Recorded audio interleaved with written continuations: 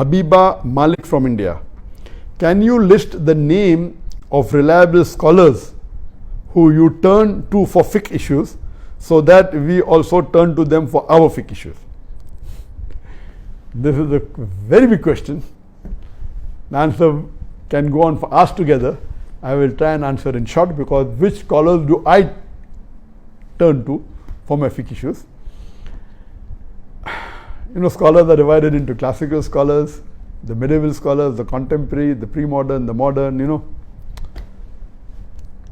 As far as the beloved Prophet ﷺ said, we look, our Sharia is based on the Quran and Sahih Hadith, on Allah and the guidance of the Prophet ﷺ. And the Prophet said, the best generation is my generation, then the next generation, then the next generation. So after the Prophet, the best are the Sahabas. Then are the Tabain, then are the Tabi Tabain. So when you look for any dalil, number one is Quran, then the life of the Prophet, after that is the Sahaba, then Tabain, then Tabi Tabain.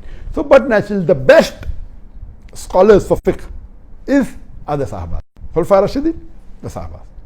Then would be Tabain, then would be Tabi Tabain. So when you look at what was their opinion, and there were differences in opinion among the Sahabas. And then we see the Sahaba, then we see which some Sahabas were specialized more in the Quran, some in other aspects, some in Mirat, different.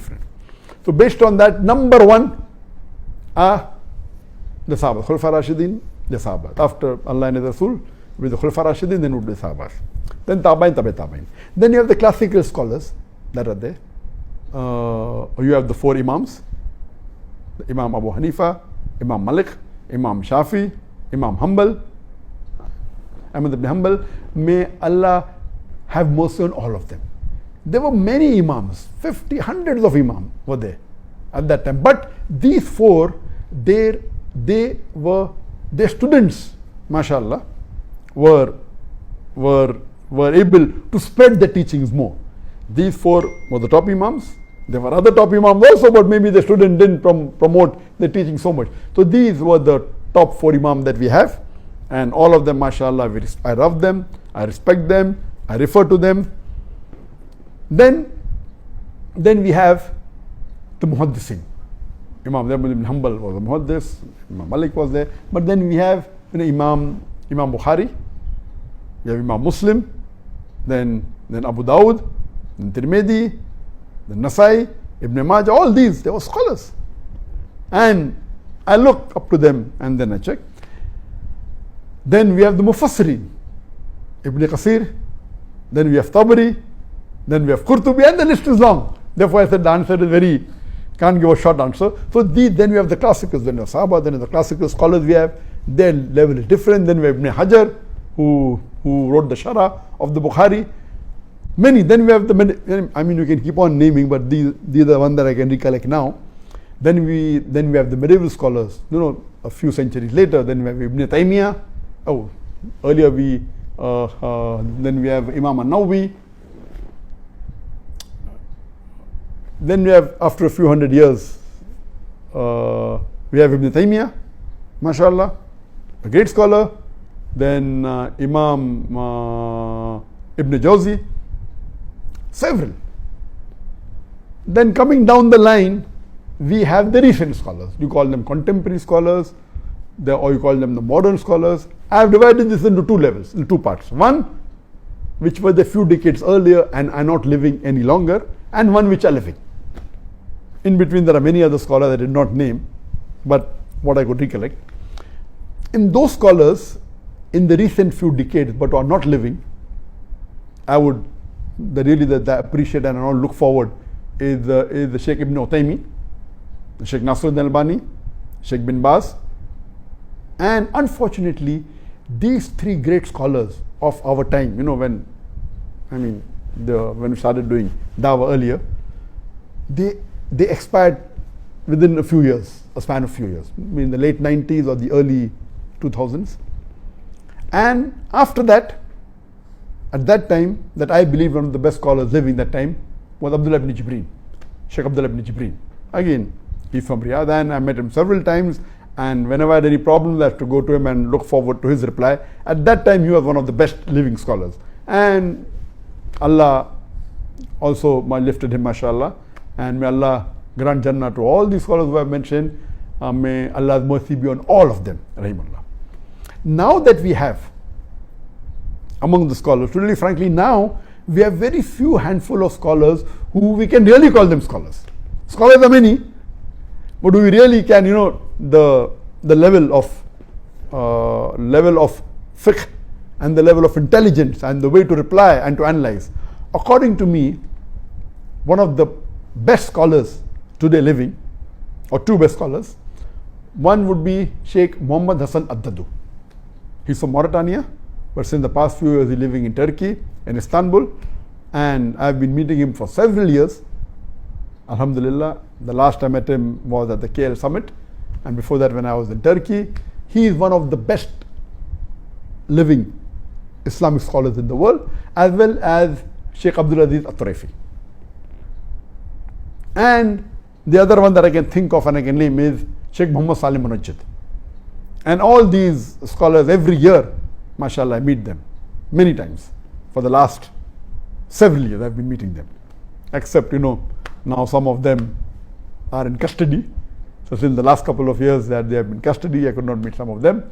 So these that I can think of today are the top scholars I know I refer to. But you have to realize that there are different specialities. For example, there's the speciality of Islamic finance. In Islamic finance previously, I know I used to discuss with Dr. Umar Chapra. He's an Indian, then became a Saudi. And Dr. Siddiqui, he's from India again. And they were very well learned in Islamic finance. And the one that I gained the maximum knowledge as far as Islamic finance is concerned is Dr. Hamid Hassan. He's an Egyptian, he's yet alive, but very old, may Allah give him health. And later on, he spent many years in Pakistan, and he was the founder of the Islamic University in Islamabad in Pakistan. And he was the one who made the university. He was the rector for many years. I think he spent 19 years there, if I'm not mistaken. Then he shifted to Dubai, and he is, mashallah, according to me, the father of Islamic banking. He was the chairman of more than 20 Islamic banks. He has converted many conventional banks to Islamic bank. And the maximum knowledge that I gained when I sat with him for hours together, we also invited him to Bombay for the Islamic Peace Conference, I think in 2007 or 2009, I don't remember. So in terms of Islamic finance knowledge, one of the best scholars today living is Dr. Hamid Hussain Hassan. And the other one is Mufti Taqi Usmani. MashaAllah, Maulana Mufti Taqi Usmani is also a great scholar. These two scholars are one of the highest in the field of Islamic finance. He's from Pakistan, and I met him a couple of times when he came to Malaysia.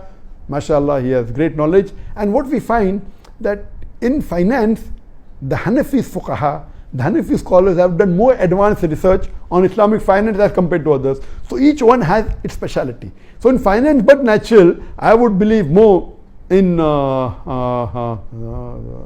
Taqi Usmani or Dr. Hamid Hussain Hassan than Sheikh Dadu, because that is their speciality. Each field, like in Lugha, according to me, one of the best person, according to me, is Dr. Fa Abdurrahim. Dr. Fa Abdurrahim, originally an Indian, then shifted to Saudi Arabia, and he was the head of the Lugha department in the starting when Lugha department for non-Arab started in the Islamic University of Medina. And when I tried to find which is the best teacher I can learn with, someone told me it is Fa Abdurrahim. I said, how will this person give me time? So I went there, and I was shocked. He said, I was there. The lecture you gave a few weeks back in Medina, I was there sitting in the first row. So mashallah, he agreed to give me 5 hours every day, and we were supposed to spend 6 months. So that's the time I took out my Iqama, my Saudi resident permit in the year 1997. And unfortunately, I could spend hardly about 3.5 weeks with him. There was some important issue in India, I had to go back. So for 3 weeks, mashallah, I sat with him 5 hours a day, immediately after the Zohar Salah up to the end of Maghrib. Just before Maghrib, spent about 4-5 hours every day, and there I learned. He was one of my first few teachers, mashallah. And the knowledge he knows about 70 to 20 languages. The fluency he has, mashallah. And then the other person I studied who's also great in the hadith is Dr. Zakir Naik Azmi. Dr. Zakir Naik Azmi again is an Indian. You'll be shocked to know he was a Hindu. Then he migrated to Saudi Arabia. He did his master's, he did bachelor's, master's, PhD, he became the head, he became the dean of the hadith department in Islamic University of Medina. And I used to sit with him twice a week. And my basis of hadith, I learned from him, mashallah. He's a great scholar. And he has compiled, after he retired, in the past, he spent about 18 years in compiling all the Sahih Hadith in one volume. And that was my desire when I used to speak in lectures, the Quran and Sahih Hadith. Now, where is the Sahih Hadith? Yeah, Bukhari, Muslim, but that's not all. So what he did, he spent about 15 to 20 years and compiled all the Sahih Hadith in one volume and called it Jami Kamil. And that's printed in 12 volumes. There's a Mukhtasar version of it, which is in 5 volumes, and we are translating it into English. And you know, when I say Quran and Islam, all, even if not 100%, you can easily claim that more than 95% of the Sahih Hadith are there. And then this Hadith is also then Bukhari, chapter number so and so, volume number so and so, also then Muslim, also then Abu Dawud. So all the Sahih Hadith you can find in that. So there are other scholars in the field of science, is there, like Dr. Musleh, he specialized in science. Then you Abdul Majid Asindani in science. So there are various, in terms of fiqh issues, as I told you, that there are many scholars, there are other scholars also. There are many, like Sheikh Saad Nasr al-Shetri, he's also a great scholar. But the one that I really appreciate amongst all of them is Sheikh Muhammad Hassan al-Daddu, Sheikh Abdullah al-Tarifi, and Sheikh Muhammad Saleh al-Munajjid. And what Sheikh Muhammad Saleh al-Munajjid has done, that mashallah, he has his own website, Islam Q&A, which is the most popular Islamic website in the world and most popular site for fatwa. If you have any questions, the best answer you can get is go to Islam Q&A. It's in 14 languages. Hope this answer is in short. It's a very short answer. You can elaborate for us together on this.